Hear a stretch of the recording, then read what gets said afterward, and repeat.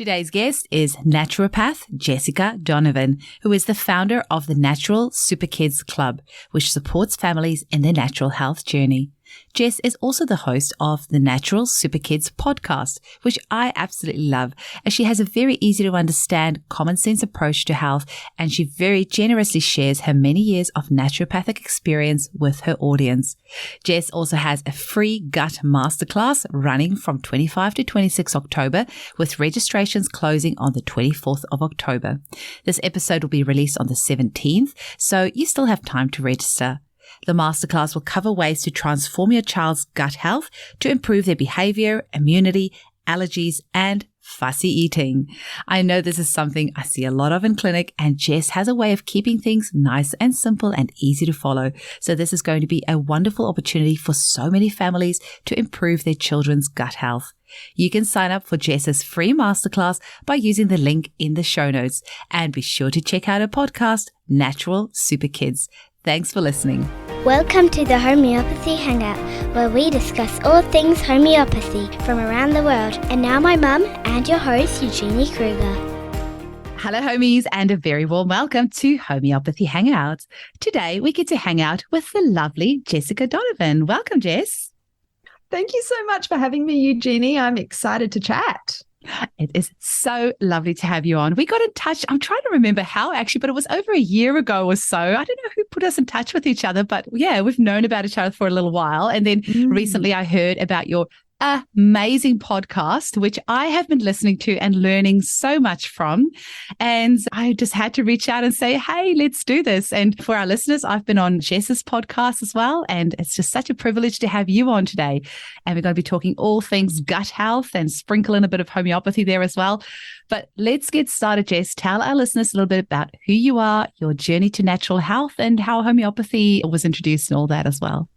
Yes, thank you. I'd love to. Oh, where do I start? So I am a qualified naturopath. I graduated as a naturopath in the year 2000. So it's always really easy for me to remember how many years I've been a naturopath. And I was one of those rare people that went straight from high school to naturopathy. I was among the youngest in my class because I think a lot of people go to it later. And I was drawn to naturopathy because I'd had my own health issues, as so many of us are drawn to natural therapies through this way. I'd had issues with skin. I had awful acne as a teenager and hormones all over the place, like a really irregular cycle.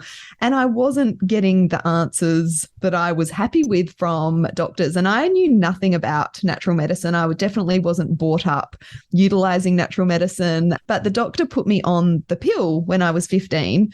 And I just had this gut feeling. I took it because I desperately wanted clear skin, as you do as a 15-year-old. And I took the pill and it got rid of my symptoms. I had this regular cycle. My acne cleared up.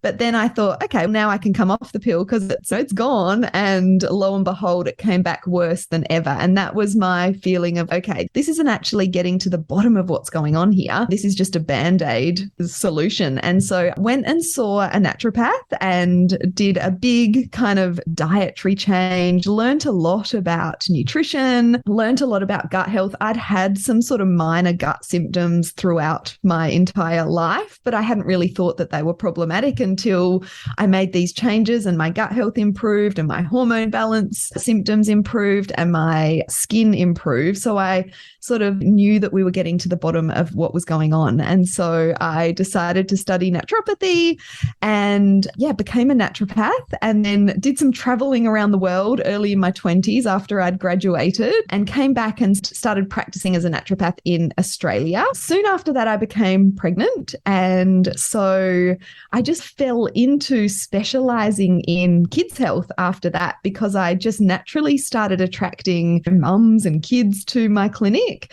and started getting really good results with kids' issues that I was seeing frequently. And so then I wanted to get my message out of just my clinic room out into the world. And so I launched my online business, Natural Super Kids. And so that's where we're at today. Natural Super Kids has been running for quite a few years now. We have an online membership program called the Natural Super Kids Club, and we're all about kind of helping parents to utilize natural medicines and nutrition and address their kids' health issues from the cause and offer support and inspiration for parents through all the different challenges and stages that kids go through.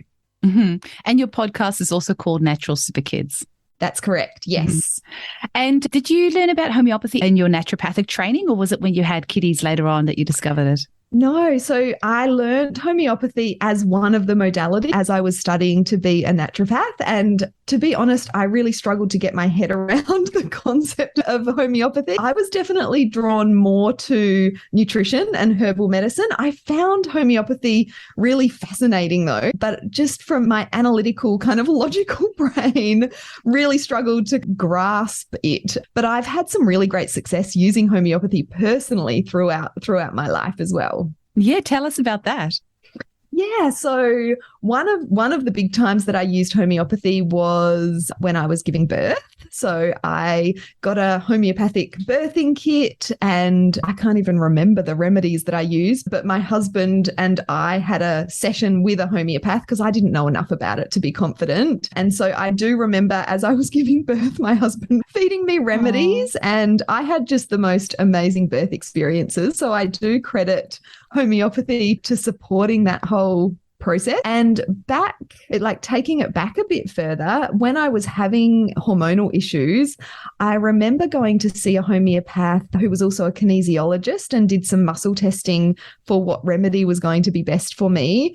And again, I can't remember the remedy, but I do remember getting some really amazing results in terms of regulating my cycle and some of the other sort of period-related symptoms that I was getting at the time. And one other instance where I remember getting some really great results with homeopathy is allergies. So I had never had any hay fever type or allergy symptoms at all. And I was traveling in the States and we were camping in a field in California, and I got these awful hay fever symptoms. I'm like, oh, this is what it's like to have hay fever, really congested and watery eyes and that sort of thing. I didn't have any homeopathy on me at the time. But ever since then, that sort of one instance where I got these really bad allergy symptoms, I'd started experiencing some hay fever symptoms just for a couple of weeks a year in the very early summer. And I got a grass remedy that was made up, and it did wonders for those allergy symptoms. That is so cool. And I know you said your kiddies are a little bit older. They're just slightly older than my kids. And we were just having a chat before about when they are little and they're teething and there's fevers and there's all sorts of things going on, you tend to use homeopathy so much. And then as they get older, you tend to not use it as much. I don't know if you found that, but my kiddies are 11 and almost 8 now. And you tend to use the homeopathics less as things go along. Hey. Yes, but chatting to you has reminded me, because I've got a 12 and a 14-year-old. My 12-year-old daughter, there's a lot of resistance from her to take her supplements at the moment, her nutritional and herbal supplements. Yeah. So I'm thinking, I need to get onto some homeopathic remedies for her because that compliance issue just isn't there with homeopathy. That is absolutely, I've never, ever, actually, I lie. I have once had a client who refused to take the remedies. It was a little girl. And I said to the mum, okay, to put the remedies in the water. And so the little girl had the remedies that way without knowing that she was actually having it. And then the remedies started activating and lifting up her vital force. And then after that, she actually was okay to take her remedies just straight on the tongue. That was, I always feel if you can just get that remedy in, then after that, it's not an issue. But yeah, I would say 99.99% no compliance issues. This is part of the reason I wanted to have you on today, because it's so funny that today of all days is the day that my kiddies are unwell and they are just never sick. And we have this deal now because they're never sick. My son always complains, all the friends in my class have days off because they're sick. I never get sick. So we have a deal that once a term they can choose a day to have off in lieu of a sick day because they were sick. But so today they're actually at home and I am giving them homeopathics, but I also have elderberry, echinacea, olive leaf. They're taking probiotics and vitamin C. And bone broth. The kiwi herb cough liquid as well. Oh, yeah. So it is so important, I feel, to use both alongside. And I was thinking today, I need to post in my group so people don't think I use just homeopathy. When my kiddies are sick, or if I'm sick, I always use the naturopathic things alongside to just support my system extra. And we're going to talk about something that is super close to my heart, and that is gut health. Can you tell us a little bit about why gut health is such an important topic for you as well? And what is it about gut health that, gets you fired up? Yes, gosh, I am just so passionate about gut health because I think it really is one of the foundations when it comes to kids and adults' health as well. And that development of good gut health right from the start is so important for health outcomes throughout our entire lives. So when it comes to children, I always talk about the important things that gut health impacts, because it's not just about the tummy aches or the constipation or the colic or the reflux, like those typical things we think about when it comes to digestive health. A child's gut health also impacts their immune system. It affects their mood and their behavior and their sleep and their allergy tolerance and their fussy eating as well. This is such a interesting one. I find that when kids have an imbalance, and this is backed up in the research as well, when kids have an imbalance in their gut, we call it dysbiosis, an imbalance in the good and bad bacteria within the gut, it can lead to more a preference to the sugary foods, the starchy foods, the bland kind of beige foods, which so many fussy and picky eaters have more of a tendency towards. And so it's not just our kids. There's so many things that can influence fussy eating, but that imbalance in the gut is one of the big factors. And when we start correcting that imbalance in the gut, we find, and I've found this over and over again with clients and our members in the Natural Super Kids Club, kids start to accept a wider variety of foods and a wider variety of healthy foods as well. So the fussy eating is a big part.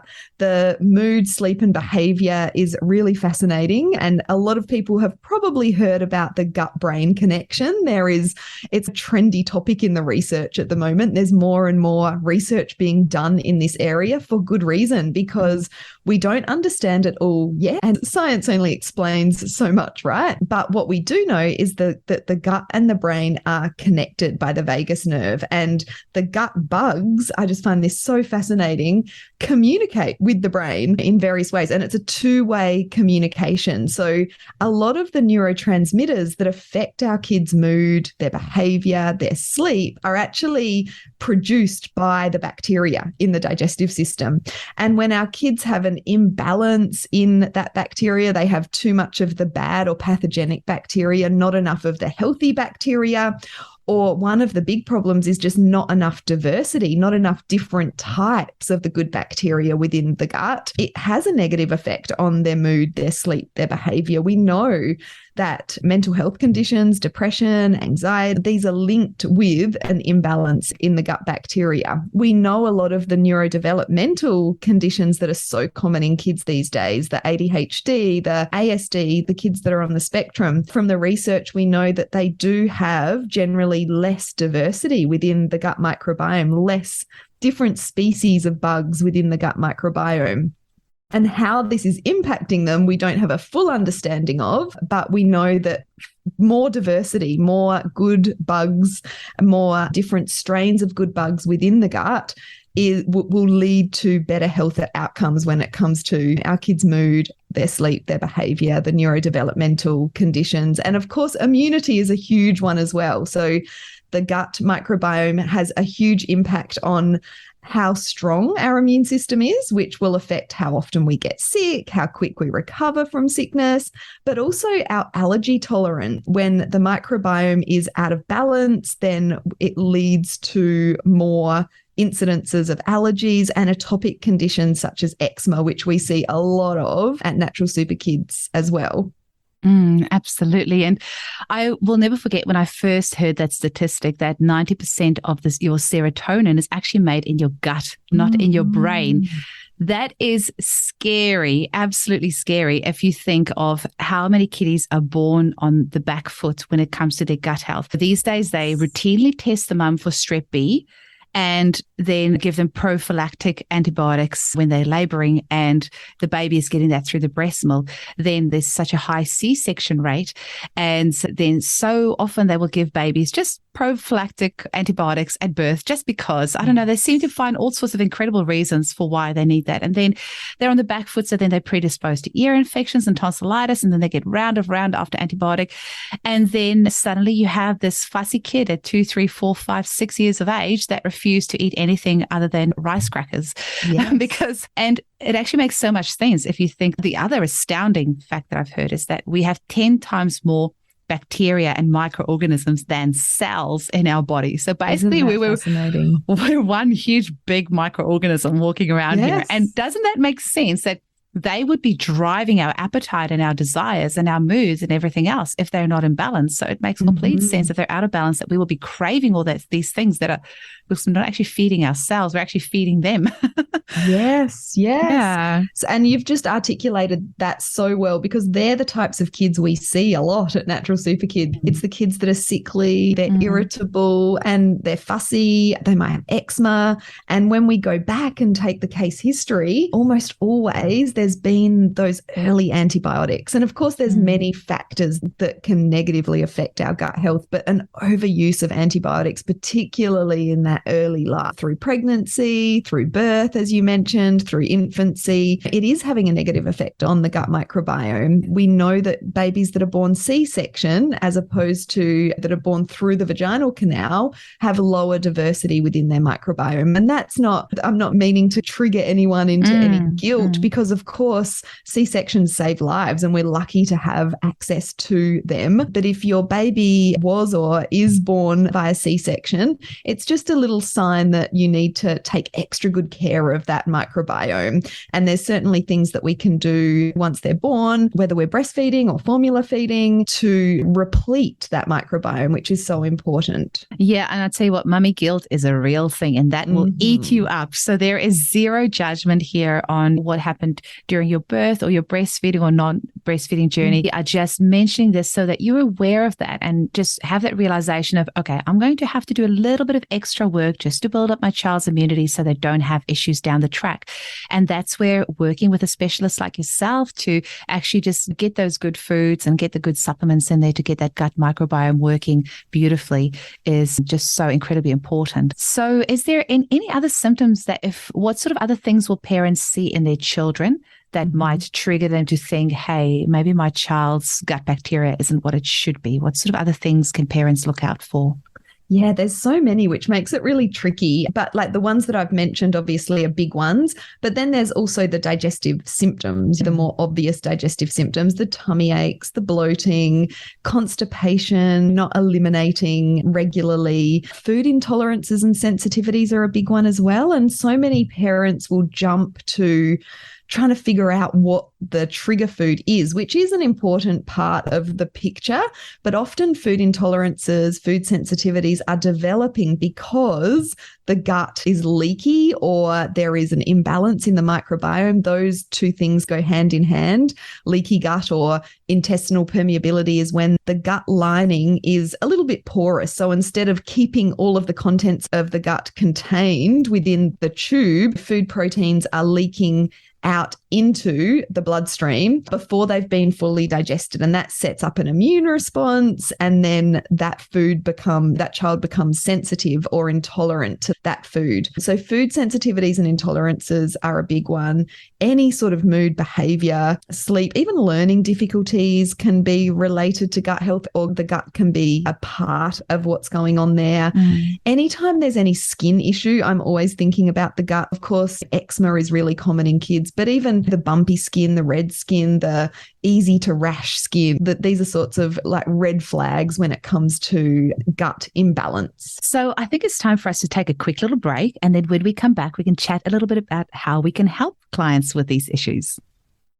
Alrighty, and we're back from the break, Jess. And so if parents are listening to this podcast and they identify some of these symptoms that you've just mentioned, obviously we would recommend to go and speak with a professional such as yourself. But are there some things that they can start doing at home just to start improving their children's gut health, or maybe their own?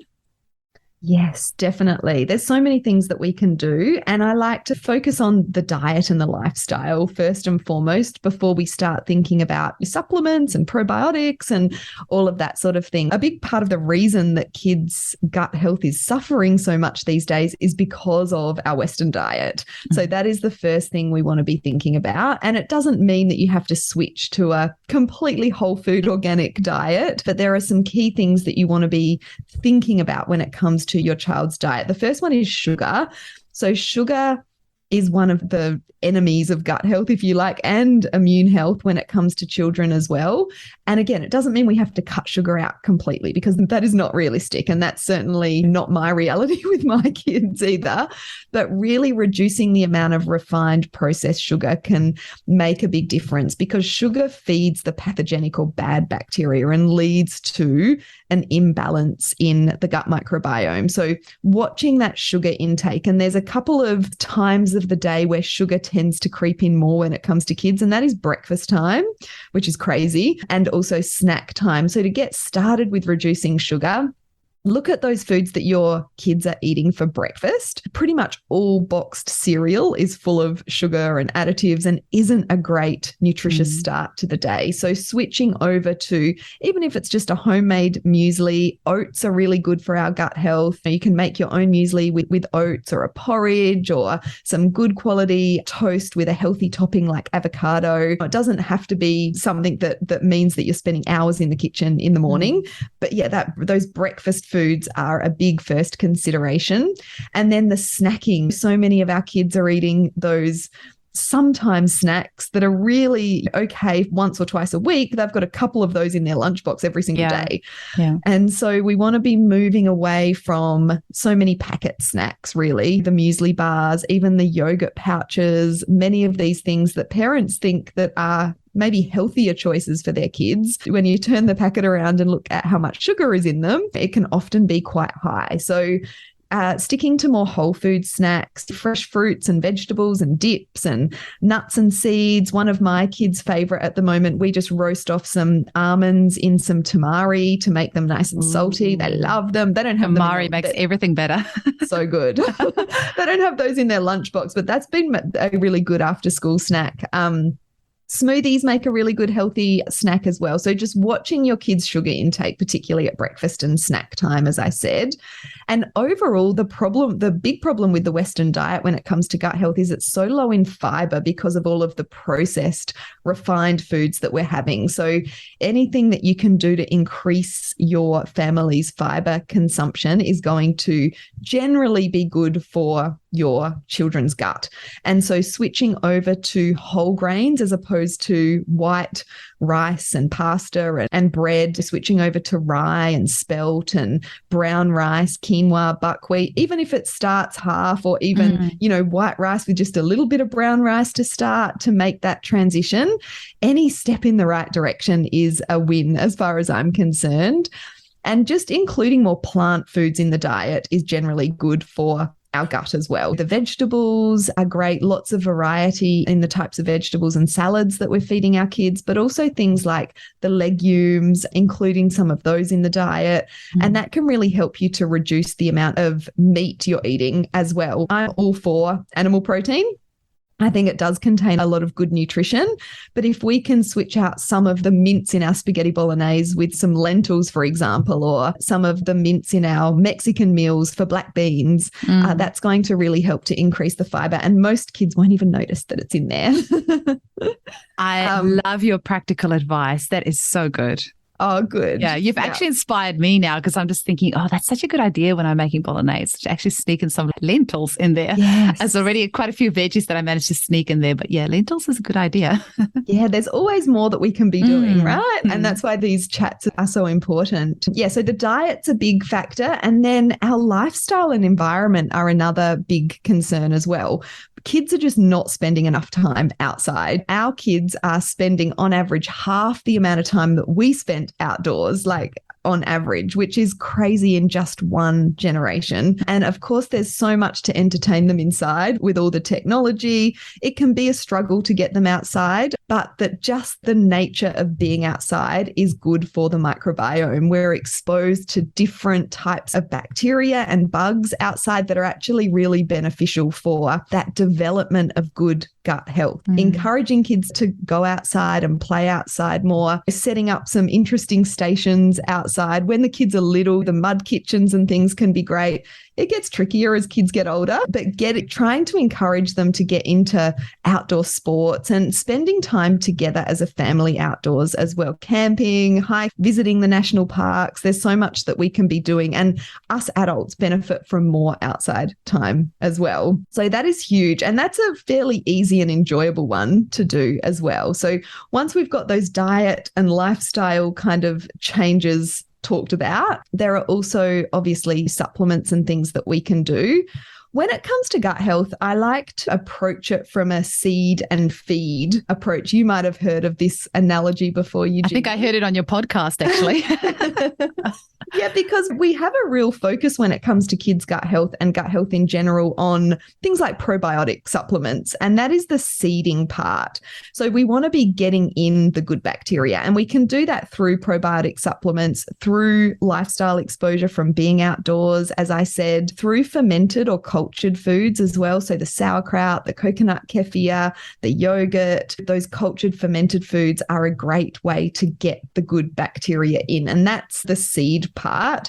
But the part that's often overlooked and forgotten about is the feed part. We need to be putting those seeds into a nice, healthy soil or environment and feeding them good quality food. And the probiotics or good bacteria within our gut feed on prebiotics, which are a type of fiber which a lot of kids are lacking from their diet. So we want to be really mindful to make sure that our family is getting plenty of prebiotic fibers in their diet. And we can look at supplements as well, particularly for fussy kids or kids that have issues such as constipation. Prebiotics can be great. But from a food point of view, oats are really high in prebiotics. Rye is really high in prebiotics. Things like onion and garlic and leek, which we can sneak into the spaghetti bolognese or whatever we're making. And cooked and cooled potato and rice and pasta. So the cooking and then cooling actually increases the amount of resistant starch in these foods,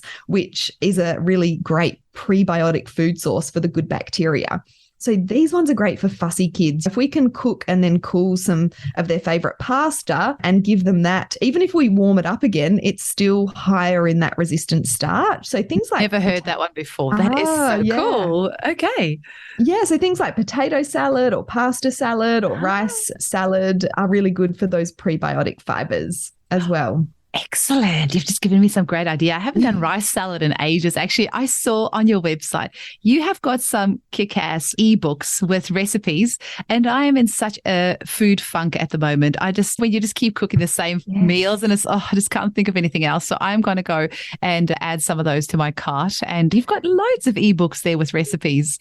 We do. We do. We create lots of new recipes for our club members, and then we package those up into ebooks, or some of them up into ebooks that are available on our website as well. But one of the reasons that we offer this to our club members is because we all need that motivation and inspiration and creativity when it comes to the kitchen. Even I do. And I live and breathe this stuff, but some weeks I'm like, oh, what am I going to cook today again? We all get stuck in a bit of a funk when it comes to that. And all of our recipes that we create are obviously full of all of this good stuff. So you don't have to think about how am I going to add some more leeks in or whatever it is. That is so cool. My big thing with my family is broccoli and cauliflower and cabbage. Now, I love all vegetables. I'm very weird. There's literally not a food that I don't eat. But my family they can be a little bit fussy with those. And I'm always trying to, my husband says the cauliflower tastes like farts. And so I was like, how can I sneak cauliflower in? And I actually have this beautiful, huge cauliflower that is growing in my garden. And his parents are coming over this weekend. I'm like, I'm going to cut it, and I have to figure out a way of how I can cook this beautiful organic cauliflower that's growing in my garden. So any tips you'll have to let me know. Well, can I give you a couple of tips for cauliflower? Yes, please. Because cauliflower is one of those foods, a lot of kids don't like it, but it doesn't have much of a taste. I know. It's actually easy to hide. So you can cook up cauliflower, puree it, put it into little ice cubes and add it to smoothies. The kids will never know it's in there. No, are you serious? Cauliflower smoothie, obviously with the banana and whatever else you're putting into the smoothie. Start with just one ice cube, but generally you can up it to 3 or 4 per smoothie. So that's a good way to get cauliflower in.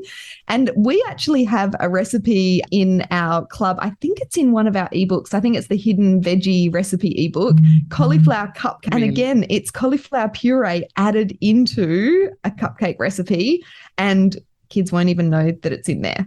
Oh, you are an evil genius. I love it. Jess, you have sprinkled in there about your club. Tell our listeners, what is your club and how do they join? Yes, so thank you. So the club is my passion work. So the Natural Super Kids Club I created as about 5 years ago. It's an online membership program that offers inspiration and support to busy families that, want to make sure that their family is as healthy as possible. We do attract a lot of families that have kids with health issues, whether it's allergies or eczema or tummy troubles or mood behavior, sleep issues, all of those sorts of things. But it's also really great for families that are healthy and just want to stay that way and make sure that their kids are as healthy as possible. So in the club, we offer new recipes every month. We offer a new masterclass or a challenge every month. That can be on a whole variety of different topics. We've got an eczema masterclass, an environmental allergies masterclass. We're doing a teenage parenting masterclass next month. So we've got dozens, maybe even 100 different masterclasses in the club now on all kinds of different topics, and even things like choosing the healthiest bread from the supermarket or how to eliminate a food from your child's diet if you're suspecting a food intolerance, those sorts of things. Such a variety of different topics relating to kids and mum's health as well. We do cheat sheets, so this makes it really easy for people to make healthy changes and to have some resources on hand. So for example, we've got like a natural first aid cheat sheet. We've got a alternative to dairy milk cheat sheet, or again, loads of different sorts of topics related to kids' health. And one of our members' favorite part of the club is that I do a weekly Ask the Naturopath session where I go live in our Facebook community and answer everyone's questions. And so you're getting that naturopathic support. It's really all about, for me, giving people affordable support that's really effective, no matter what the health issues or health goals for their family is. We don't have the club open all the time. We open and close it, but we are opening at the end of October. And so people can come on over to our website and download one of our free ebooks and get on our email list, and they'll find out when we are opening the Natural Super Kids Club next. Amazing. And you have got great guest speakers in your group, because I was on there a year ago as well. Yes, I didn't even mention that. There's so much. It's so hard to articulate everything that's in the club, but we do. We have guest speakers such as yourself and so many others that offer their wisdom into the club as well. It's wonderful, because you're exposing these mums to so many different things that they might not have thought about for their families. So it's really beautiful. And I've had some of your members reach out to me even months later and just saying, hey, I found you through Jess and I'd like to get some homeopathic remedies. So that was actually, I don't know if I've ever told you that, but it was actually really interesting. Like now and again, even now, still a year later, people will say, hey, I heard about you and with Jess. Yeah, it's really great. Now, you also have a free gut health masterclass. Can you tell us a little bit about that? As you can hear, I'm very passionate about kids' gut health. So I am holding a live kids' gut health masterclass on October, I've got to look at my dates. 10th. October the 25th and 26th. Oh, gotcha. We're starting to promote it on the 10th. Gotcha. Okay. So it's on the 25th and 26th of October. Yes. And so it's the same masterclass, just 2 different times. And we're delving into all things gut health. So it's called 3 Ways to Transform Your Child's Gut Health to Improve Their Immunity, Allergies, Fussy Eating, and Behavior. And so we talk about some really great practical strategies to improve your kids' gut health, and also delve into why gut health is so important and some of the things you want to avoid to improve your kids' gut health as well. And at the end of that masterclass, we give people an opportunity to come over and join the club as well. So it's a way for people to get a taste of my approach and our approach at Natural Super Kids and get some really great practical information as well. That's amazing. And I'm guessing people can get a recording of it as well if they're not able to make it live? Yes. Yeah. So if you register, you'll be able to get a recording as well. Yeah. And you also have this free gut health ebook. How do people get hold of that? Yes, so I will give you the links. So all of this can be in the show notes. So anyone who's hearing this and thinking that they are interested in any of this can head on over to the show notes and we'll pop all the links in there. So the gut health ebook is really the foundational things that you need to know about your kids' gut health, how it impacts their immunity, their allergies, their mood and behavior, a lot of similarities to what we've talked about today. And then the practical steps, like I talk about that seed and feed approach and the things that you can do to just make sure your kids' gut health is as good as possible. Amazing. And before we finish off, I feel a little bit sad finishing off because we've had such a fun chat. But can you tell our listeners how they can get hold of you and your podcast? Yes, thank you so much. Oh, so many things to share. So probably the best central place that people can find me is the website. So naturalsuperkids.com is our website, and we have so much information on there. We've got our podcasts on there. We've got lots of blogs. We've got lots of free ebooks. We've got recipe ebooks that you can purchase. So you can find all of the links on there. And the other great place to connect with us at Natural Super Kids is on Instagram. We love Instagram. We are Natural Super Kids. We share lots of educational and inspirational information on our Instagram. Have a bit of with reels and that sort of thing too. That is so cool. And I'm very jealous. I saw you have 20,000 followers on Insta. I'm on 620 this morning. I was like, yay! So I am hoping one day I'll get to 20,000. But yeah, you do share some amazing information in there. So I definitely recommend people go and check it out. Yeah, thank you. I know. And I can't quite believe we've reached 20,000. I think once it gets to a certain level, it takes off. But we are very consistent and we just love sharing information on there. Amazing. Oh, Jess, it's been so super fun having a chat with you today. Thank you so much for what you're doing to empower parents to raise healthy kids. And yeah, I look forward to chatting with you again. Thank you so much for having me, Eugenie. It's a pleasure. Chat soon. Bye. Bye.